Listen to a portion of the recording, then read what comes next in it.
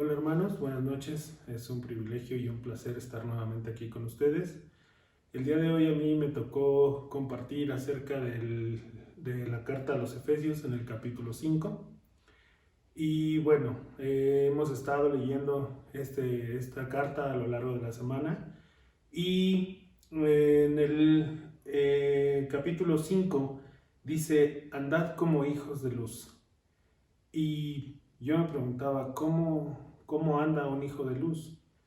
Y entonces empecé a leer este capítulo y vi que cuando tú andas en la luz de Jesucristo. Pablo empieza diciendo, sed pues imitadores de Dios como hijos amados. Y eso es el llamado, porque Pablo lo dice no solamente en esta carta, lo menciona también en Corintios, lo menciona en Filipenses, y Pablo siempre dijo, sed imitadores de mí como yo de Cristo.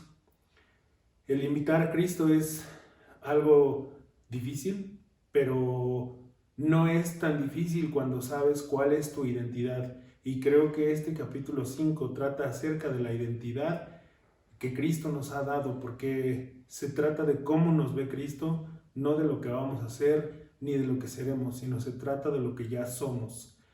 Y para esto yo tengo una anécdota que quiero leerla, está en el capítulo 8, dice, porque en otro tiempo erais tinieblas, mas ahora sois luz en el Señor, andad como hijos de luz. Y creo que en algún momento ya se los dije, pero se los quiero repetir. Si hace como pato, camina como pato y parece un pato, seguramente es un pato. Y el Señor quiere que nosotros no seamos patos ni nos hagamos patos.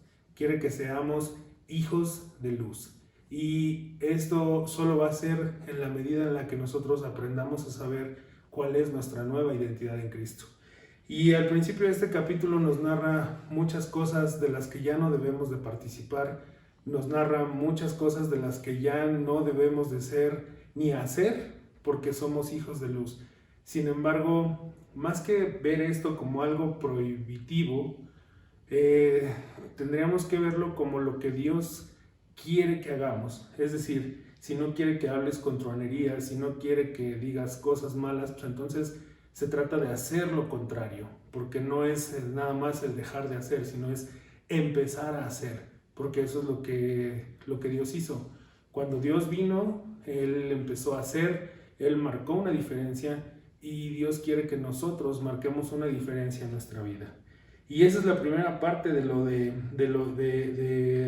que a lo que se refiere cuando dice que andemos como hijos de luz, que seamos hijos de luz, que seamos hijos de Cristo y que representemos a Cristo como Dios quiere o querría que lo representáramos. Y de ahí pasamos a la segunda parte, que es a partir del versículo 21, donde dice, someteos los unos a los otros. Y a veces en esta parte a todos nos cuesta trabajo someternos a unos o a otros por varias razones.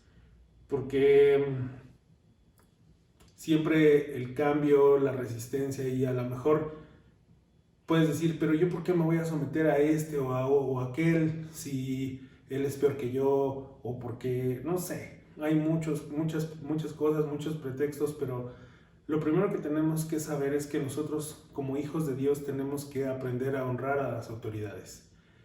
Y el orden de Dios, Dios es la cabeza, en el orden de Dios, Dios es la cabeza de todo. Y nosotros como hijos de Dios tenemos que aprender a sujetarnos a Dios.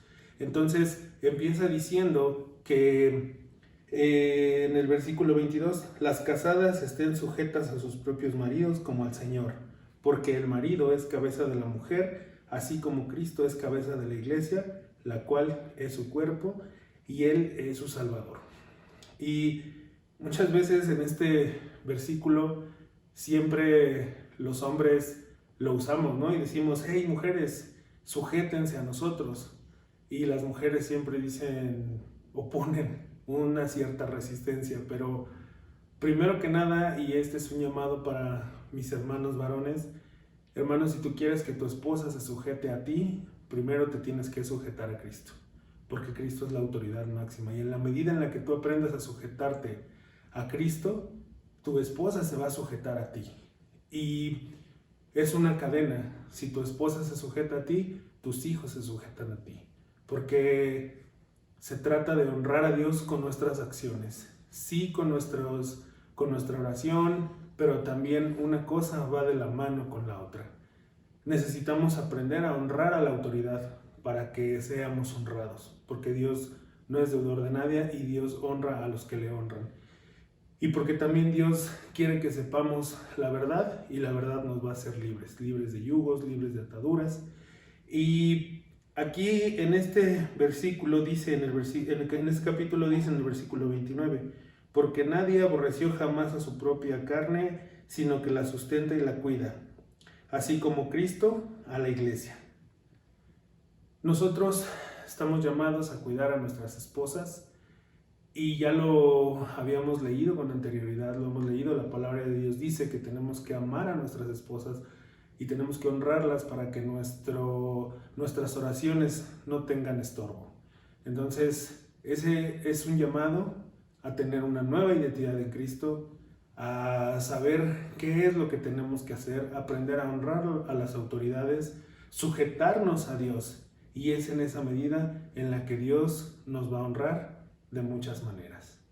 Espero que haya sido una palabra de bendición para tu vida.